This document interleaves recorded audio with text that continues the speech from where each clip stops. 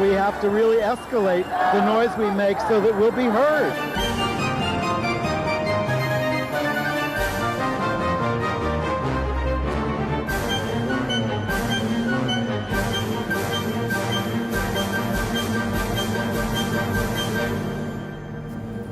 Welcome to Gay USA. I'm Andy Hum. I'm Ann Northrup. And I'm 64 now. I know I look older, but you tried being gay all these years. It's tough. All right, in the news. No, before we get to the news. Okay. Be quiet, old man. I can say that because I'm older than he is.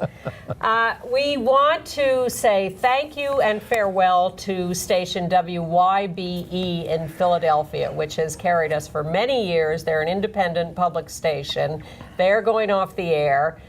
They have been just terrific to us for all this time, and we really appreciate everything they've done to reach a very wide and loyal audience in Philadelphia. We love you there. We do. And we are scrambling happily and successfully to find a new broadcast home in Philadelphia.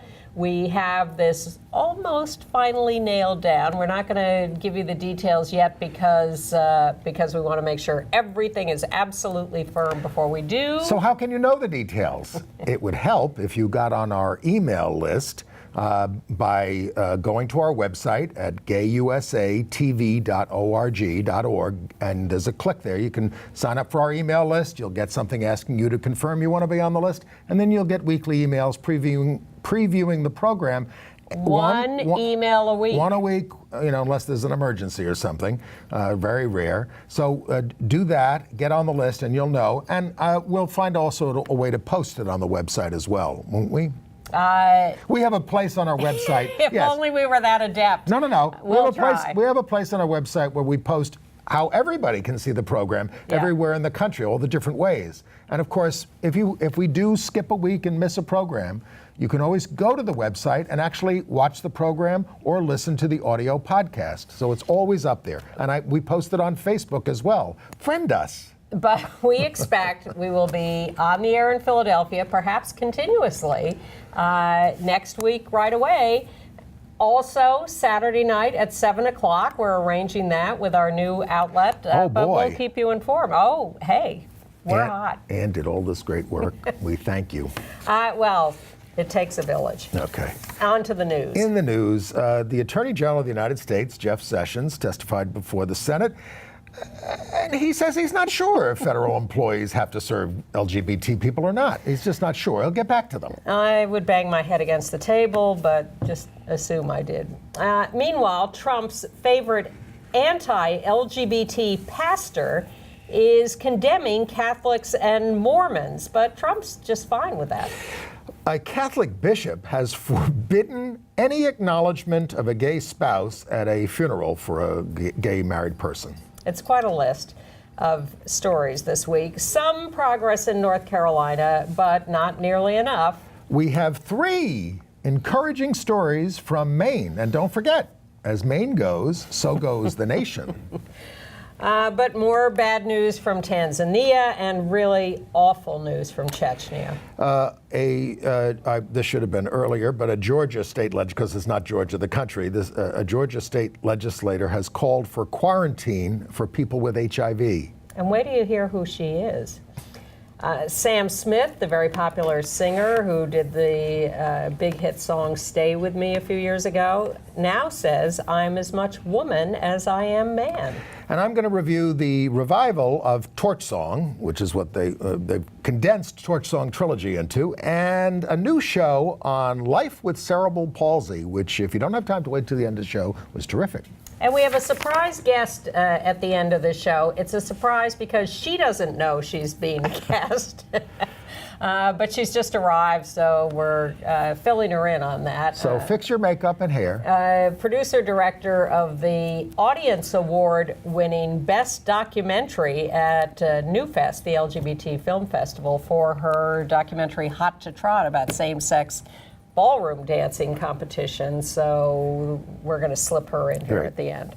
But let's start, as we always do, with the Trump administration. Well, shall we start with some of the political tumult in the country? You know, all these senators coming out and breaking with Trump and then saying, and I'm never going to run again.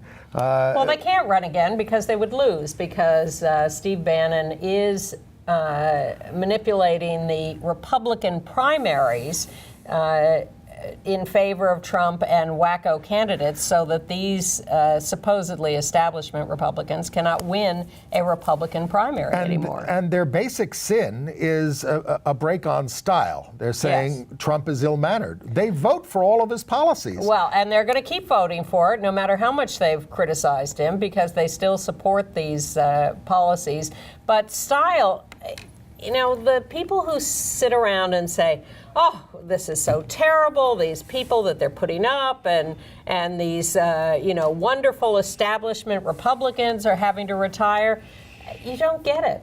The people who have put Trump in office, who are supporting Bannon, who are supporting these candidates, want to overthrow the status quo. And they are not open to arguments that we should be supporting the status quo. But the status quo is more for them in the culture. They want to be able to say whatever they want about blacks, gays, and women, basically. Yes. And that's what Trump does. Yes. And that's what his followers do. So that's what they want. But I mean, these same people are going to be totally screwed over by the policies that this Republican Congress and this Republican president are passing. Totally screwed over. Well, I mean, come on. The beauty of the balance at the moment is that none of that stuff is getting passed because of the paralysis. So Trump is not having to pay the price for passing those policies. He's able to keep these balls in the air. It's quite a genius juggling act of being able to blame the establishment and rev up the base while not actually getting anything done that would then alienate the base. But the hatchet that he's taken to the Affordable Care Act with executive orders and I'm going to find out on November 1st what those rates are going to look like this coming year, and we're expecting an explosion in rates. Well, we'll see if that has an effect. And then, but something like what they did this week in terms of you have to say they are protecting the banks in this country. That was their big move this week, and they needed Mike Pence's vote to vote for it, and they passed it, protecting banks from class action lawsuits. Yeah. So that's, so if we have another financial collapse, folks, it's going to hurt everybody, especially the people on the bottom, but everybody, and that's what they're heading towards with all this deregulation. Yeah. All right. Well, meanwhile, Attorney General Jeff Sessions had to show up at a Senate committee hearing because they have an oversight function. And he's required to show up there, I guess, annually? I don't know. I don't know. Periodically to answer questions from the Judiciary Committee about what he's doing at the Justice Department. So Dick Durbin, a Democratic senator from Illinois, says to him, well, could a social, because we've told you about all these guidances that the Justice Department has said, saying that basically people have all this kind of religious freedom to discriminate, and that gays and lesbians aren't covered, and transgender, et cetera. All right, so Durbin says, could a Social Security Administration employee refuse to assist or accept or process spousal or survivor benefits paperwork for a surviving same-sex spouse? Has he been watching Gay USA? So Sessions paused, groaned, and then said, well, that's something I never thought would arise. But I would have to give you a written answer if you don't mind. I mean, Liar. Stunning, but it's stunning to sit there and say, yeah, maybe the Social Security Administration could discriminate against these people. Obviously it's going to be a situation where people in the office are going to say, I'm not touching this. You take care of this. Give it to Joe. I think he's gay. Whatever. He's a big liar. Could a federal contractor refuse to provide services to LGBTQ people, including in emergencies? Again, Sessions demurred, saying he'd need to look into that in an emergency. What do you think these religious freedom guidelines are all about? They're about the license to discriminate. And we've only been saying that from a million voices for the last year. And yet he hasn't thought about it. Well, then I should Nonsense. A lot of this is going to be settled by, we hope, by the Supreme Court to our favor. The Masterpiece Bake Shop case, where the baker says he doesn't. Cake shop? Okay. Yeah. Cake shop cake. Masterpiece Cake Shop. He doesn't want to create a cake under the First Amendment for a same-sex wedding. So that's going before the Supreme Court in December. So the ACLU wants you to write your congressperson and say, get on the amicus brief, the friend of the court brief, on this. And this is something everybody in the country can do. You don't even have to go to the ACLU website, but you could, aclu.org. And there'll be a direct link in our email to how you can write your Congress member. But just contact your Congress member and say, I want you to get on the friend of the court brief for this, because this will end civil rights laws as we know them. I mean, not just for gay people, but for everyone. You could probably write a personal letter to Anthony Kennedy, too, since he's likely to be the swing vote on this. Unless you think that our Attorney General, Jeff Sessions, is so naive about these issues and really hasn't given any consideration to things like destroying civil rights laws and sanctioning discrimination, he will be addressing the Heritage Foundation this week, just as the president did last week. They know what they're doing, and Paul Weyrich, Tony Perkins, all these people are just sitting there whispering in their ear all day long. They know exactly what all of this is about. And we have a handful of Republicans who are sponsors of federal LGBT rights legislation who vote for it, including John McCain. But they're all voting for these judges who are going to are committed openly to taking away our rights. Sure. I mean, who have vicious anti-gay records, et cetera. Well, let's start writing to Jeff Flake and Bob Corker and John McCain and Susan Collins and Lisa Murkowski. They could turn the tide on that. And let's do demonstrations at their offices and ask for meetings and whatever. And say, if you're serious about objecting to this kind of discourse from the president and these kinds of actions, then put your money where your mouth is, and especially if you're not going to be in office after the end of next year. And, some people are saying, God, I just can't stand another day of Trump. I'll take Pence. And we've talked about this a lot on the show, but they dug up something Pence wrote in the 1990s. Here's a quote from him. Homosexuals are not as a group able-bodied. They are known to carry. Well, we are getting a little old, but we're pretty able-bodied. They are known to carry extremely high rates of disease brought on because of the nature of their sexual practices and the promiscuity, which is the hallmark of their lifestyle. No. Now, that was 20 years ago. I'd like to think he's learned, but he's shown no evidence of it. No. When has he ever done anything that was friendly to gay people? Well, and then there is Trump's favorite pastor. You've seen this guy, Robert Jeffress. He's at all the meetings with the evangelicals, but Trump really loves him. He tweeted about his great book just out, A Place Called Heaven. A wonderful man. Well, the thing is, and Sarah Huckabee Sanders was asked about this week. Jeffress has all these statements about Mormons and Catholics being cult-like pagan religions. This is how Satan gets a hold of society through these cults, Catholicism and Mormonism. This is a traditional attitude from evangelicals. That look like real religions, but are not. So she gets asked about this, and she says, I'm not aware of anything he said about that, or blah, blah, blah, blah, blah. Parenthetically. Well, Catholics voted for Trump apparently by a 52 to 45 margin, and white Catholics 60 to 37. I was kind of surprised about that. Yeah. But where is the Catholic outrage? Because you remember Jeremiah Wright with President Obama. Mm-hmm. He said, "Goddamn America," and Obama had to separate himself from him. Even though these days, we're looking at what the country does, it's not a bad quote. Surely you're not surprised by a double standard. Well, surprised, but I mean, we have to keep pressing, as reporters did in the press room this week, and say, what the hell's up with this? They're getting there.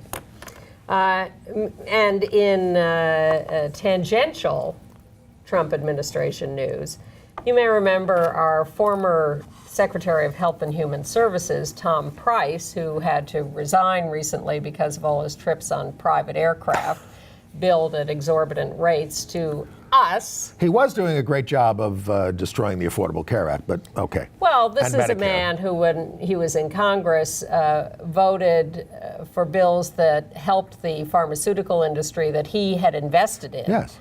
To make himself some money. But that didn't stop him from becoming Secretary of HHS. But now he's out because of the private plane trips. Meanwhile, his wife, as it turns out, is a state representative in Georgia from the Decatur area. We hadn't heard of her. No, we hadn't. But she is a doctor, Betty Price. And she came up with a new idea at a hearing, which was that she thought it would probably be a good idea to quarantine people with HIV and AIDS. Because the problem is that this is a direct quote, used to die more readily.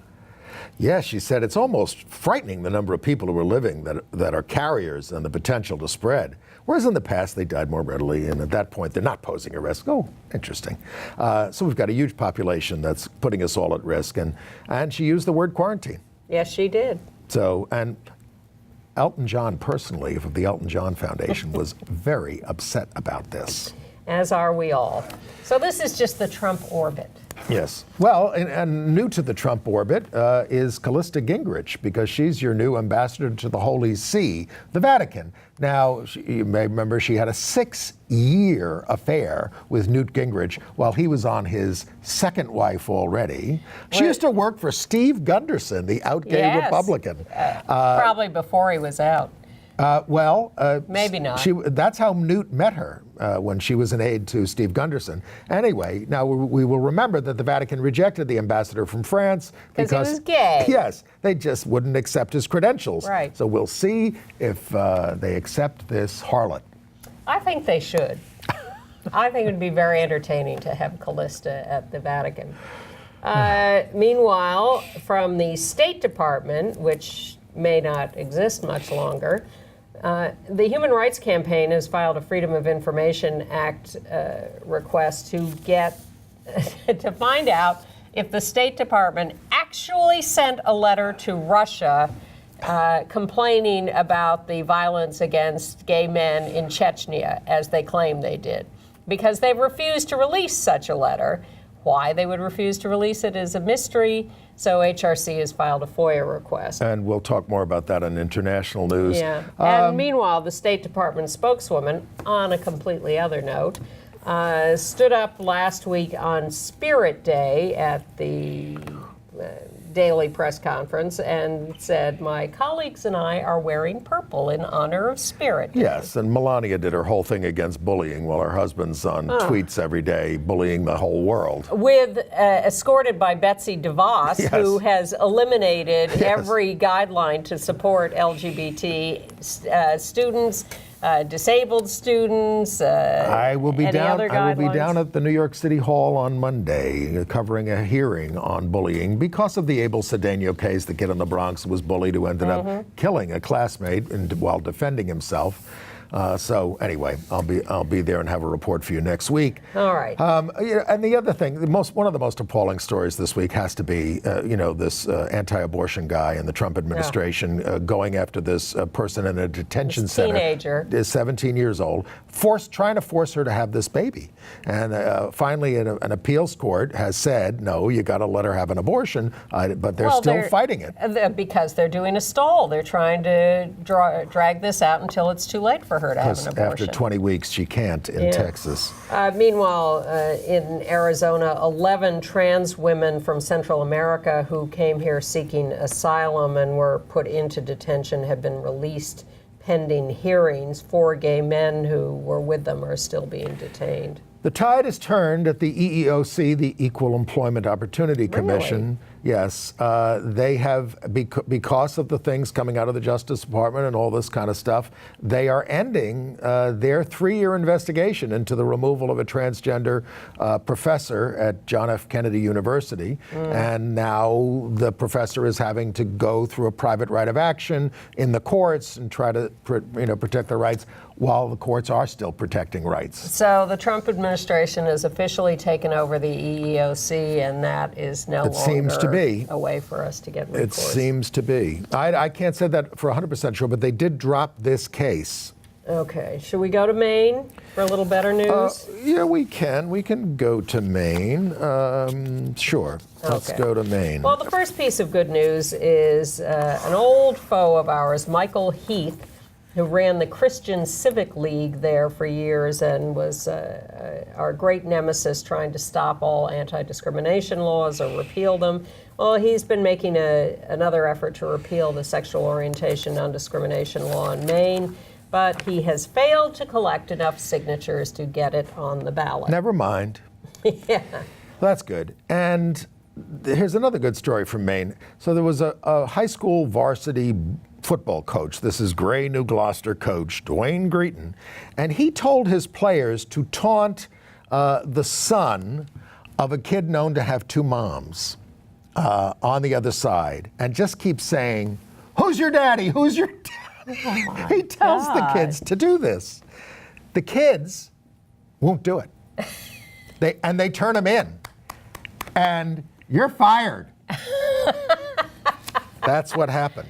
Fantastic. The kids stepped up. There is hope in the younger generation. And similarly, in York, Maine, high school students there had a rally for a student who was being bullied. There they are out in the streets rallying for this poor kid who was being bullied.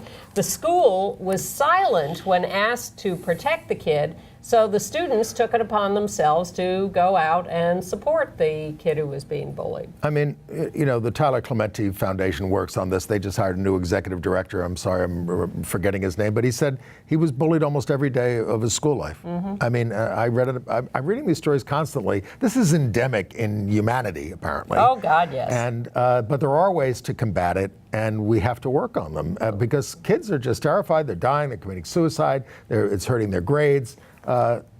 Stop it. But the way to stop it, of course, is for cohorts of people within the school to not stand for it and to stop the bullies. All right. Let me go to Pennsylvania. A couple of things going on there. You know how the Trump administration let the child health insurance program die, and they're debating whether to renew Yes. it. Meanwhile, the states, one by one, are renewing it themselves. So Pennsylvania is debating this and about to vote to renew it. But meanwhile, one of their legislators slipped in an amendment to the bill forbidding any money to be spent to help trans kids. The kids who need it the most. Counseling, medication, doctor's visits, And it passed, surgery. apparently. Did it? Well, at a it passed level. out of committee. Right, that's right. Now we'll see whether the full legislature will Well, pass it that way. Pennsylvania, despite having some cities that have a lot of good stuff going on, is not a state that's ever been able to pass a statewide LGBT rights bill. Not yet. And an appeals court in Pennsylvania. The governor wants to pass it. Yes. An appeals court in Pennsylvania says a trans woman must get a hearing on her request for a name change. A local Philadelphia court said that she had to wait longer because she had a fraud conviction in her background. She had been convicted, she served her time, she was out. Now, anyone else in that situation, any non-trans person, is perfectly entitled to do a name change without question. Sure. But this court said to this trans woman, no, you have to wait longer. So the appeals court says, that's unequal treatment. It has to go back for an actual hearing. We'll see whether the lower court sees the light. By the way, speaking of bullying, you know, Utah has a Republican lieutenant governor, Spencer Cox, who has taken a softer tone on LGBT rights. I'm not saying he's great on all our issues. And he says he has compassion for the underdog because in school, he felt like committing suicide after his parents divorced, and he felt like an out-of-place nerd with big glasses in the school and was bullied all the time. Look, we all feel like that one way or another. this he may run for governor in 3 years, and maybe the Bannon people can't do that. And good news from Michigan, Kid Rock is not running for the U.S. Senate. Yes, excellent news. He was a guest on Howard Stern, and he said, F no, I ain't running for Senate. He said, like, who the F couldn't figure that out? I'm going on tour. Phew. Then he said, the New York Times, they're a little gay, don't you think? He said, I think they're a lot gay. they have a narrative of a left-wing agenda. Oh, well, I don't know that I would equate the two. I also wouldn't agree with it. Left-wing. And just a side note, we told you last week that the first out gay justice of the New York Court of Appeals was being sworn in, Paul Fineman. I read his speech. It was very eloquent and very moving. He talked about how the LGBT community and LGBT judges had forged a path for him, and that his appointment to the court would not have been possible without everyone who had gone before and fought so hard. I remember the first gay judge, Dick Fala. And he said, I understand I have an obligation for those who come after me. Yes. And that was very good to hear. So we'll be watching your record. Give us something we can be proud of.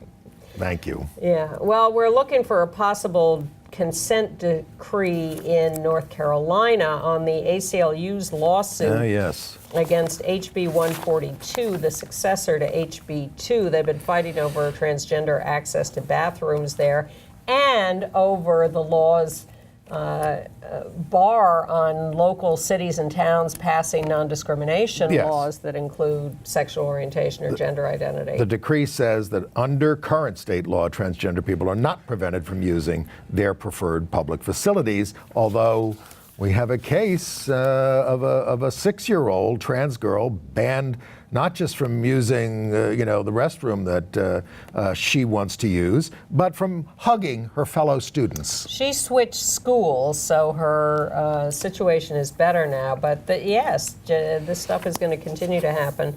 And even the proposed consent decree still does not allow for local non-discrimination laws. The governor has signed an executive order that is a non-discrimination on gender identity and expression for state agencies and contractors. But as we've seen with the Trump administration, these executive orders are, ephemeral at best. I'm surprised the legislature hasn't taken away from him. Maybe they just haven't gotten to it yet. Governor Moore is a Democrat, and I'm sorry, what did I say? We'll talk about him later. Yeah. But Governor Roy Cooper, narrowly won a victory there in North Carolina, which was a rebuke to all these bigots, but they maintained a veto-proof majority in the legislature. And what they're busy doing now is changing the courts to suit in their image so that they can control all that as well. Yes, well, they're diminishing the number of people on the courts so that he can't appoint new, more progressive judges. In Montana, the ACLU and some trans clients are suing to stop a ballot vote, a referendum on one of these anti-trans bathroom laws. So a transgender woman was trying to get into Busch Gardens, a theme park there. In Virginia. In Williamsburg, Virginia. And the guard looks her up and down and says, you can't come in here because you're wearing a costume, a skirt.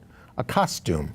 A long skirt, by the way. This went on for a while. They went back and forth. They talked to authorities there and all, because finally the couple had to It's her and her girlfriend. Yes, a girlfriend. They switched clothes because the girlfriend, I guess, is wearing. She's wearing denim cut-off shorts. Right, and that becomes acceptable. So the trans woman puts on the shorts. Yes. And the girlfriend puts on the long skirt. And they're allowed to go in. Stop the insanity. Yeah. Oh, and Busch Gardens apologized. Oh, yeah. Yeah. But the guard, I believe, unlike the coach, is still working there. And I guess to finish, well, okay. Should we go to Madison, Wisconsin? Oh, please, yes. All right. So there was an internal memo there of the bishop trying to tell people how you're supposed to handle Catholic bishop. A Catholic bishop in Madison. What's his name? Anyway, how to handle it when you got a funeral of somebody who's got a gay spouse, and they basically tell people, or a same-sex spouse. Well, yes. Okay. All right. There have been gay spouses in heterosexual marriages. So the title of this memo is Consideration of Funeral Rights for a Person in a Homosexual Civil or Notorious Union, which would be the Teamsters under Jimmy Hoffa. It's like the 19th century. All right. So the surviving partner should not have any public or prominent role at a funeral rite. And if they put anything in the newspaper about what's going on, the name of the celebrating priest or parish should not be listed in any public obituary that also lists the surviving partner. This can't happen for obvious reasons, is what the memo says. So they said, oh, this is outrageous. This was just an internal thing we were telling our priests. Of course, most of your priests are gay. Some of them don't like it, and they leaked it. So if a funeral of a gay person takes place and his or her same-sex spouse is not acknowledged at the funeral, the parishioners are supposed to just, and friends and family are supposed to just sit there in confusion that the spouse is not acknowledged. I went to an AIDS funeral of a prominent gay district leader back in this is very early in the AIDS crisis, and this is in this Sephardic temple in Brooklyn, and they would not acknowledge. And I said, I'm not going to any more of these if this is the way it's going to be. No, I've been to those. You know, I mean, I'm not going. It's so, and the guy is sitting there bawling his eyes out. He's not even being recognized. I mean, you know, no. If you're going to do it that way, tell me in advance, because I ain't going. And it's a real mystery why the family and friends and the spouse would want to hold a service under those conditions. Right. Whatever. Alternatively, Morgantown, West Virginia. The city council there has unanimously, in a rewriting overall of their human rights ordinance, added sexual orientation and gender identity and expression to the forbidden discrimination list. They are the 11th West Virginia city to do so. That's pretty impressive. And impressive work by Fairness West Virginia, which is the LGBT lobbying group there. They've been on the ground for many years, and they do great work. And if you want to see how your city is doing, go to hrc.org. The Human Rights Campaign has put out its Municipal Equality Index rating, said 68 cities have earned perfect scores. Now, all right, they're going to tell you how they're doing on policy, but they don't really do a qualitative assessment of how you implementing these policies, anti-bullying, everything else. They're basically taking a survey of who has what laws in place and guidelines.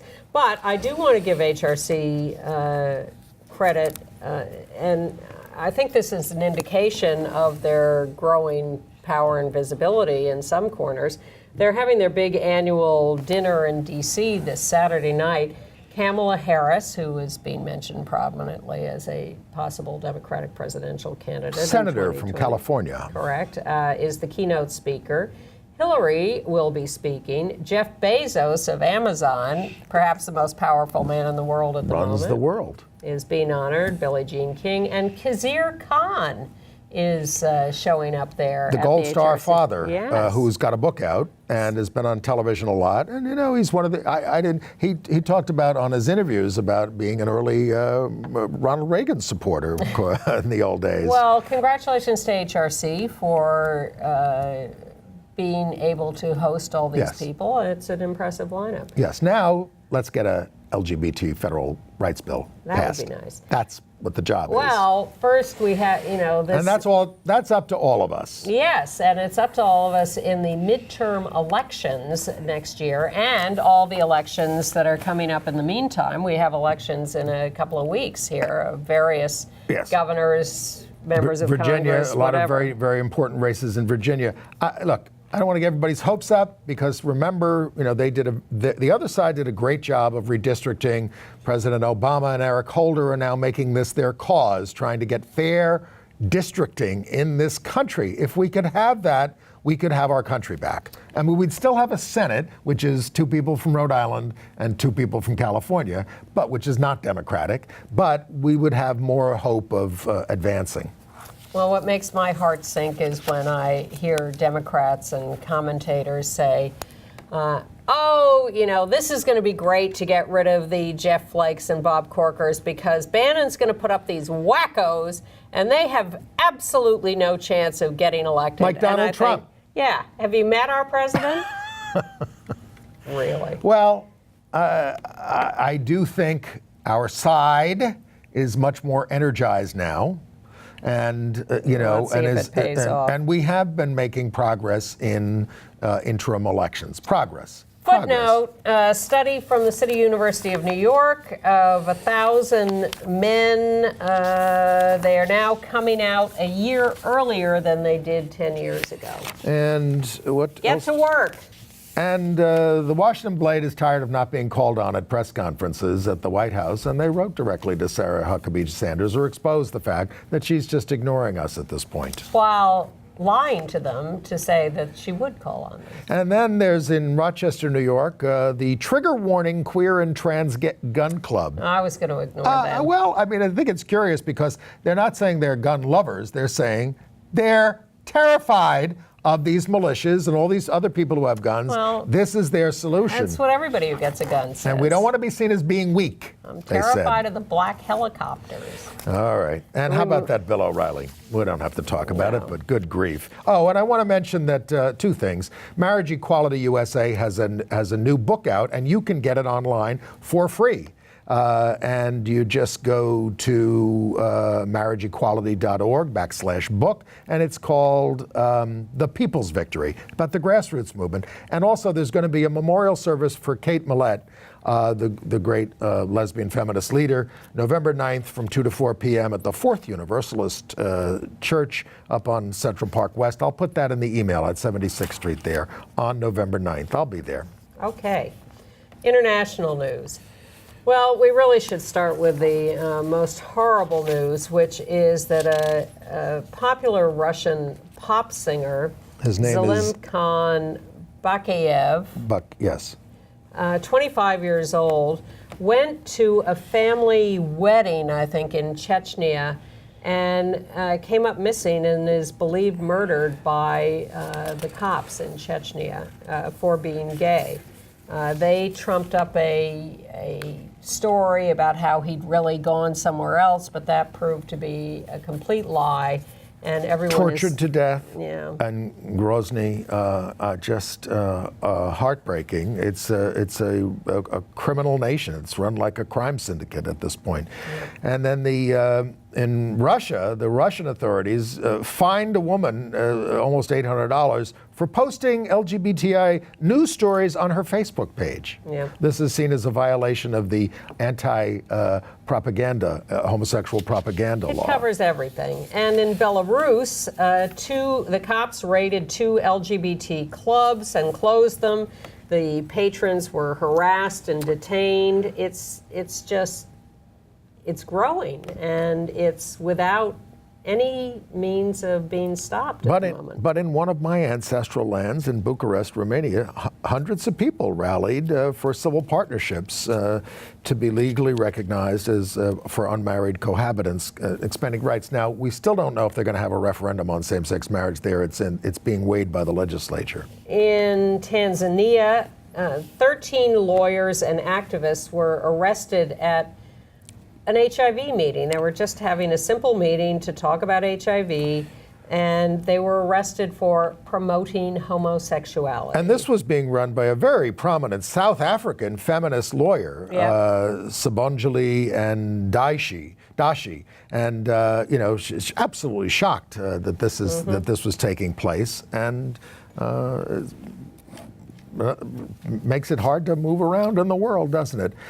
We got trouble in Panama with the marriage case. There was one judge who wrote this decision saying, no, it's unconstitutional. But the other judges may weigh in and change that. Yes, I'm optimistic about that. Oh, good. And while Jeff Sessions, our Attorney General, is addressing the Heritage Foundation, Tony Abbott, the very right-wing former Prime Minister of Australia, is coming to the U.S. to address the Alliance Defending Freedom for the second time. He's taking time off from the Australian campaign? Well, it's almost over, and it ends on November 7th. 75% have voted already, so maybe he feels polls he's say done his 3 and job. 5 who have voted yes, but the yes side's not complacent. They keep saying, the polls can turn around. But the city of Sydney is anticipating a victory, and because then the legislature's going to have to, Parliament's going to have to act, and they're not bound by this postal vote, That's even true. if we do win. That's true. But they're saying, if we win, for 100 days, if you want to use one of our big city facilities for your wedding, you can have it for free. And it's just for gay couples. So some people are squawking and say, I thought this was about equality. We have a lot of catching up to do if we're going to be equal. That's exactly the spirit in which this is done. But first we have to actually pass the law. Meanwhile, across the Australia-New Zealand pond, the new Prime Minister of New Zealand, who's a young woman, Jacinda Ardern. Ardern, yeah. It turns out that she quit the Mormons in her youth. Her youth, 2005. Oh, she's only in her 30s now. She's 37. Over same-sex marriage. Yes. And she's sort of a minority party prime minister. The right-wing party got more votes, but they didn't get a majority. That's right. So she, in coalition with another progressive party, has taken power in New Zealand. She also wants to liberalize the anti-abortion laws. They're quite strict over there. Yeah. They have life and health of the mother, but that's about it. And in the Channel Islands off of Britain, the island of Alderney, which has a population of about 2,000, it's a British Crown dependency. Their legislature, which evidently consists of 10 people, has voted 9 yes, nobody no, 1 abstention for same-sex marriage rights. It needs the approval of the United Kingdom Privy Council. You would know more about what that is. I mean, what does it need, royal assent? I guess so. But so do all these little island votes. We need the Queen. Yeah. All right. But that's a nice step. And here's something from Egypt. I haven't delved deeply into it, but we know that they're rounding up people, gay people, using Grindr and other apps. So Grindr is trying to school their members how to avoid entrapment. And they're putting this on their website, on their site there, how to meet someone so that you can avoid becoming beaten and arrested and killed. Look, this meetup apps, hookup apps problem is a real problem, and people are getting arrested and tortured using those in those places. Okay. And congratulations to British singer Sam Smith. Very popular with his song Stay With Me. There he is on the cover of, I guess, the weekend magazine of the Sunday Times, talking about his gender identity. He says... He came out as gay a couple of years ago. He said, I don't know, I says, I feel just as much woman as I am man. And he says things like that there was a moment in his life where I didn't own a piece of male clothing. Really, I would wear full makeup every day in school, eyelashes, leggings with the Doc Martens, and huge fur coats for 2.5 years. He says, I love a heel. I have tons of heels. And an alter ego, Caramel. But what I found interesting was he wasn't saying he was non-binary. He wasn't saying he was trans. He was saying he was both man and woman. And I thought that was a very interesting way of putting it. Well, it's in the Bible. In Christ, there is neither male nor female. I don't know that he's claiming that status. It's in the Bible, and you give transgender people all this trouble. There's also neither Jew nor Greek. And I'm an atheist, and I know this. All right. I'll send you the link if you are on our email list, but there's a new documentary called Out North about Minnesota LGBTQ history, which was pretty interesting, and I'll put the link in our email. Okay, some theater reviews? Yes. All right. It's rare that I see a show where I really want to tremendously recommend it, and I'm sorry you can't see it anymore, but this kid is coming back. This is Thomas Ellenson, and he's a kid with cerebral palsy in a 1-hour play called It Is What It Is. There's Thomas with Seth Rudetsky, who's the great Sirius Radio theater guy and Broadway guy. It's about his life. I mean, and he can't talk. He cannot speak. So it's through a mechanical device that is, he whips around on the wheelchair all over the stage and tells you about his life. And it was, the show starts off, he comes out in this wheelchair and he's like this, and he's thrashing around, and you're like, oh, and you look, and he says, you're staring at me, aren't you? He says, I hope so. I'm the only one up here. And so it goes from there. It's very clever and warm, and he talks about his sexuality and wanting to be with people. And he says, even though I've seen, Kinky Boots all these times, I'm not gay. And even though Fun Home was my favorite show, I'm not a lesbian. And he talks about his love for girls. But I mean, it's just a wonderful show, and I hope it gets a new life elsewhere. It is what it is. Yes, and then I finally saw the revival of Torch Song Trilogy, which they're calling Torch Song. There's Michael Urie in the middle there as Arnold, and Mercedes Rule playing his mother. And I have to say, I guess Harvey Fierstein is too much in my memory, and seeing the show. Well, he wrote it. He originated the part of Arnold. And it's written for him. And this is a little truncated version. Yeah. Oh, it's only 2.5 hours instead of 3.5 hours. Yeah. So, I love Michael Urie. The show didn't work for me as well as it did under Harvey, and it's gotten some great reviews. But Mercedes Rule is absolutely fantastic, Always and she comes on her. in the second half and is wonderful. And I think they could have gotten someone younger to play the adopted son. That's all I'm going to say. He's a good actor, but a little younger. Okay, that would help. Young and the Restless update. The two young women have admitted that they have an attraction for each other, that they did kiss, but one of them is saying, look, I have a career to pursue. I got to stay with my guy, who's your brother. It's a soap opera. So we'll see. I suspect there will be more to come between these two. And Playboy magazine has its first transgender playmate, Ines Rao, 26, and they're making a big deal about this. There have been some protests from some former playmates who say you're ruining things, but they said we went through this when we had the first black playmate back in 1965, and they say it's the right thing to do. We're at a moment where gender roles are evolving. So there is Ines as a playmate. And you may want to check out a movie that's opening next week on November 3rd in New York and Chicago, and LA on December 1st, and will be available on video on demand. Princess Cyd, CYD. It's a young lesbian love story set in Chicago. One summer, it's playing here in New York at the Museum of the Moving Image. It looks, I've only seen the trailer, it looks cute and nice. But the movie I did see at New Fest, the LGBT festival in New York, is Hot to Trot, which won the Audience Award for Best Documentary. Let's take a look at the trailer as we bring in the producer-director. All the way from Yonkers, New York, Ernesto Palmer dancing with Nikolai Shvakov. Your U.S. champion, Emily and Kieran from San Francisco. April Folly same-sex dance sport competition. Our evening extravaganza begins right now with a showcase of champions.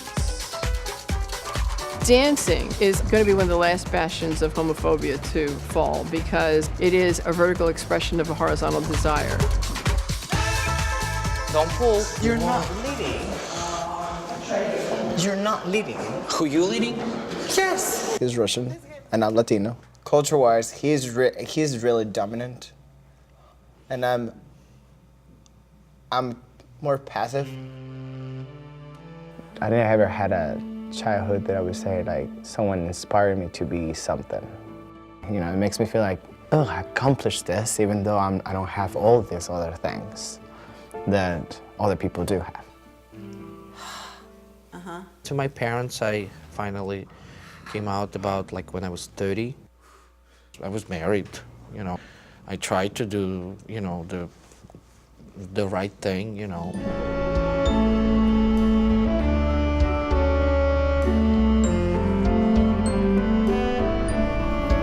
So much to her surprise, we are joined by Gail Friedman, producer-director of Hot to Trot, which won the Audience Award for Best Documentary at New Fest. Congratulations. Thank you. Gail is an old colleague of mine from the CBS Morning News. She went on to produce at 60 Minutes and other major productions all over.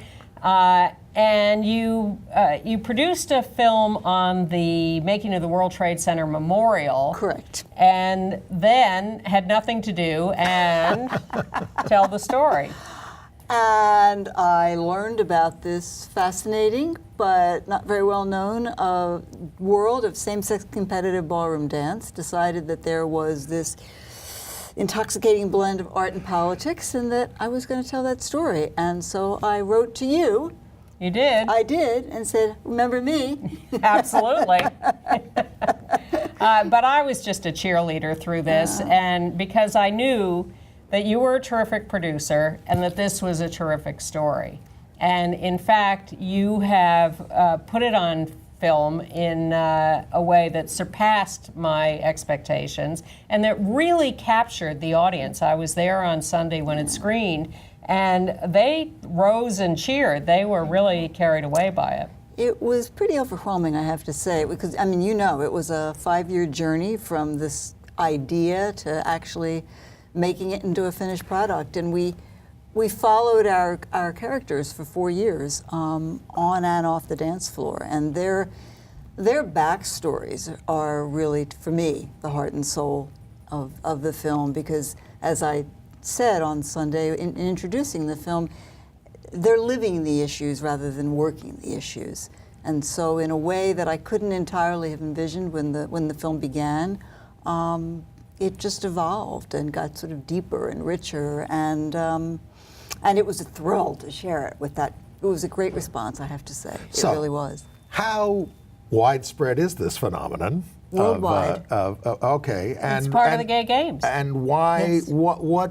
What is the story? Or I know there's not one story. Well, why do people want to do this?